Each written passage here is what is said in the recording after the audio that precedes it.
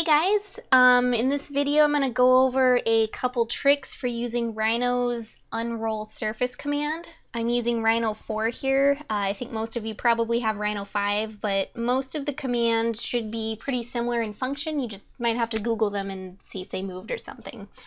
As a quick recap, if you have built your item in SolidWorks, export it as an IGS and then you can bring it into Rhino. Unroll Surface, which you can find by typing Unroll SRF, lets you take a 3D object and flatten it out, which can then be printed and cut out of paper or wood or something like that, so that you can rebuild your CAD object. As most of you probably know by now, that doesn't work on items with compound curves. If I try and do it, it'll give me this error that says unrolling doubly curved surfaces will produce inaccurate results. And what it's telling you is if you try and take something like this that curves on two different axes, you can't flatten that. Rhino's Unroll Surface command is programmed to work with materials with zero stretch, and this could not be flattened without stretching it, so it won't work. The easiest workaround, which most of you guys have already done, is to simply eliminate compound curves, as I have done in this shape. It works really well, as far as unrolling goes, but it's a major impact on your design details, plus I don't know if it's even possible to avoid compound curves on your next assignment. So, found a couple tricks for a workaround. The first one is to convert these Rhino objects. Delete. The first one is to convert these Rhino objects into polygon meshes. If you look at most computer 3D graphics up close, they're actually formed out of these square planes. And if the resolution is high enough, it looks round, but if you zoom in, it's not really round. It's cheating. Rhino doesn't actually work like that. Rhino forms its surfaces using mathematical calculations, so if I were to zoom in on this indefinitely, the surface would always be truly round. And this is great for working in Rhino, but we can't unroll this. So what we're going to do is take our complex compound curvy object and turn it into one of these so that we can. And I'm going to go down. Oh, here we go. Alright. So here I have a curve that's just the profile of my pan or bowl or whatever. I'm going to make this into a surface by using a command called revolve. And that just takes your curve, rotates it at about an axis, leaving its surface in its wake. So I'm going to say the axis is right here. When you're doing Rhino commands, you'll see all these little modifiers up here, and you can click on them to toggle them, or if there's an underlined letter, you can just type in that letter, hit enter, and that toggles it as well. So I'm going to type in F because I want this to be a full circle and hit enter, and boom, instant pan. The next thing I'm going to do is convert this from a NURBS object to a mesh. So up here, mesh menu, from NURBS object. This little menu pops up, and this is basically asking you how detailed you want this to be. So if we really crank this up, you can see that this surface is made of lots and lots of little tiny squares, but if you stop and think what it would be like to try and make that out of paper, looks like a nightmare. So we're going to take our resolution down a little lower than that. Let's see, maybe here. Okay, that looks good. It's a little bit simple, but whatever. So now we have a mesh in addition to our original NURBS surface.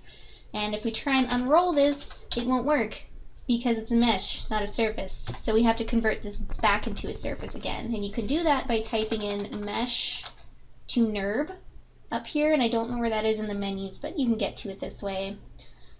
And select that poly surface. Okay, and now we have a simplified version of this in surface form that when we type in our unroll surface, it works.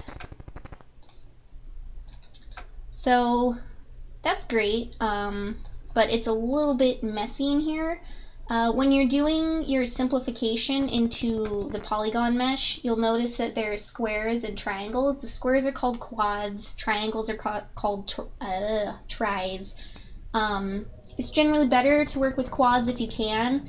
And if we take a look at this, we can see the reason these triangles are happening is because they need to converge on a point here in the middle. So I'm actually going to redo this whole process, but get rid of this bottom circle so that I'm not having to deal with those triangles. So I'm going to use a command called explode. And what that does, oops, not that. Make sure it's selected on here. Oh, okay.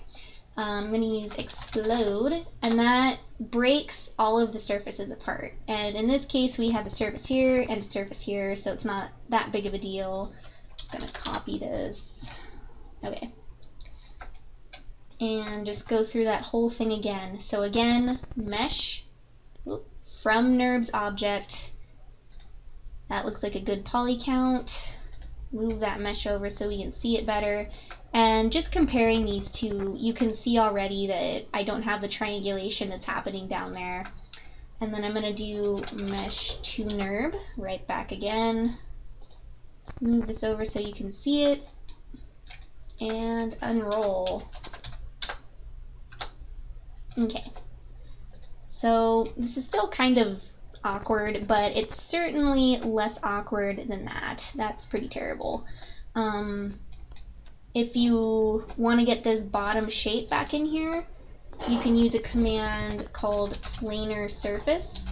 And what that does is you select edges that are all level on the same plane, and it builds you a surface. So let me just select all these things. Okay, and then hit enter. Boom, surface. So now you have the middle.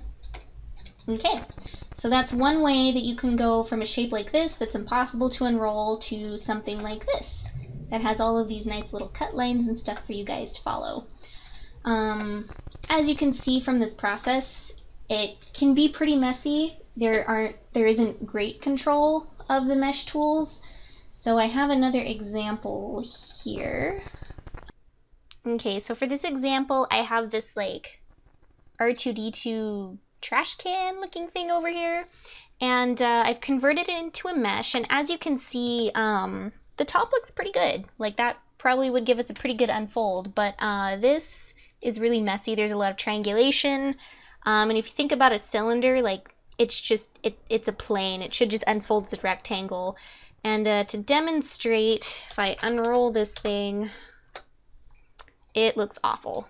Like that would be such a pain in the neck to try and paper craft. So obviously this has its limitations, and like I showed you with the bowl, you can kind of modify your mesh a little bit to work better.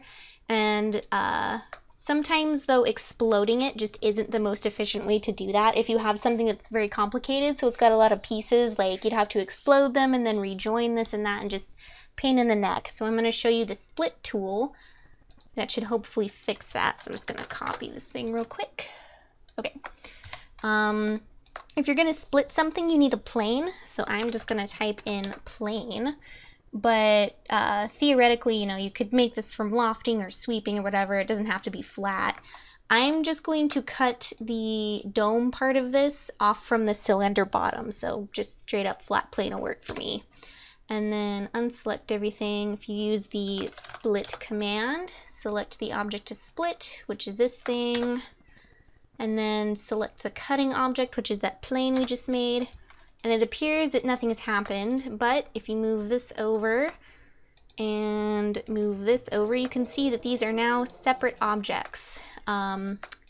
They are hollow, which for our purposes is great, but if you didn't like that, you could type in cap, and now it's become a closed shape, but we don't need that, so out of the way. So I'm just gonna quickly turn this, do the whole little mesh thing. NURBS object, preview, looks good. Oops, stop that. Select this thing. All right, so here's our mesh, and we're gonna just mesh to NURB, move that thing over. Okay, so now we have our strategically arranged stuff to unroll. So if we unroll this, we get this shape. And if we unroll this guy, we get this shape. So as you can see, being strategic will take you from potentially having an almost useless version of Unroll to something that's really pretty manageable.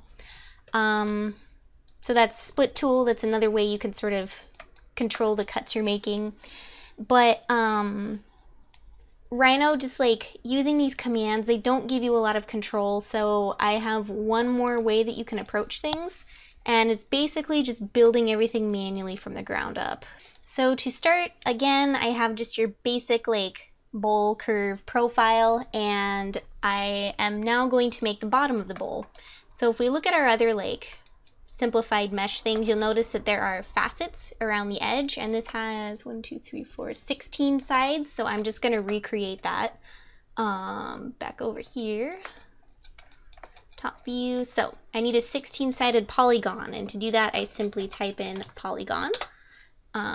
Find the center, and it wants to know how many sides. We're going to do 16. And boom, there we go. And then we're basically just going to recreate one of those panels on the side, and then we'll do a radial array to put it all around. So I'm going to make the other wall of the panel using the rotate command. And rotate has an option for copy, so if you just rotate it without doing copy, it'll just move and there you go. But if you turn this on, it'll actually make a duplicate of whatever it is that you are rotating. And what I need to happen is to align this to this point. So I can do that using my object snaps. You may or may not have those showing. It's the O snap button, which to me is extremely entertaining. But anyway, you're going to want to turn on end. So if we do our rotate again, it will snap to the ends of these lines. So we're going to rotate from here to here, and I didn't turn on copy, so do that again super quick.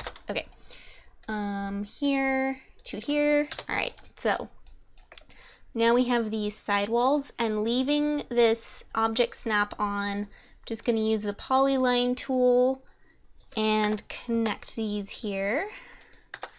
Okay. Now to fill this in with a surface, there's a couple different ways you can do it. I like using edge surface.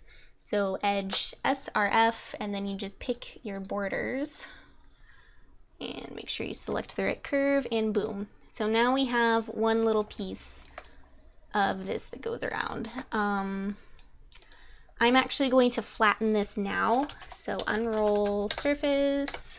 Okay. And have this piece, and I'm just going to align it with this edge here. I'm going to use the move command, align it here, and then rotate again using my end snaps. Okay, so now this is on one side here, and Rhino's radial array is actually called polar array, so that threw me off for a while, but you just type in array and then polar, and actually we want to make sure the right thing is selected, so do that again. Pick your center, number of items, we want 16, and when it asks you about the reference angle, we're just going to do 360 degrees because we want to fill up the whole circle, and there you have it. A complete unfold of your object. This will end up looking a little bit different than the other ones if we just recreate it super fast. It has this sort of faceted look to it, so it's gonna look a little bit smoother, a little bit different, but like if you can't get the mesh thing to work for you, this is another workaround. So hopefully this is useful to you guys. Like I said, it takes some fiddling. It's kind of a finicky process, but you should be able, using some of these tools in here, be able to take your complex compound shapes and flatten them out for paper crafting.